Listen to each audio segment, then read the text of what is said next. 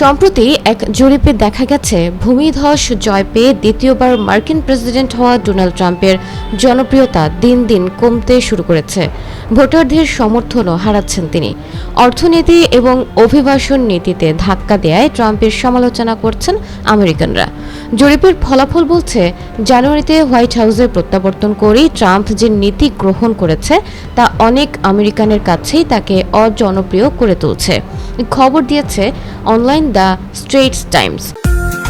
New ইয়র্কের marks home care এখন মিশিগানে। এতে বলা হয়, রিপাবলিকান ভোটারদের বিপুল সমর্থন ধরে রাখতে শুল্ক আরোপ থেকে শুরু করে অভিবাসন দমন অভিযান পর্যন্ত নানা পদক্ষেপ গ্রহণ করেছেন ট্রাম্প। তবে এতে সার্বিক ভোটারদের কাছে জনপ্রিয়তা হারাচ্ছেন তিনি। ইকোনমিস্টের জানমতকারী প্রতিষ্ঠান ইউগভ এর এক জরিপে দেখা গেছে যে ট্রাম্পের পদক্ষেপগুলোর রেটিং নিম্নগামী।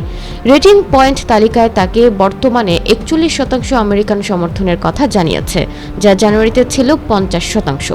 পিউ রিসার্চ সেন্টারের করা আরেক জরিপে দেখা গেছে ট্রাম্পের কার্যক্রমের রেটিং 40%-এ নেমে এসেছে, যা ফেব্রুয়ারিতে ছিল 47%। এক্ষেত্রে একই সময়ের মধ্যে সাবেক প্রেসিডেন্ট জো বাইডেনের রেটিং অনেকটা এগিয়ে ছিল। 2021 সালে তার রেটিং ছিল 59%। অর্থাৎ বেশিরভাগ আমেরিকানরাই ট্রাম্পের পদক্ষেপে সন্তুষ্ট নন। রয়টার্সের জনমতকারী প্রতিষ্ঠান ইপসোস এর এক জরিপে দেখা গেছে জীবনযাত্রার ব্যয় কমাতে ট্রাম্পের পদক্ষেপকে সমর্থনের হার উল্লেখযোগ্যভাবে কম।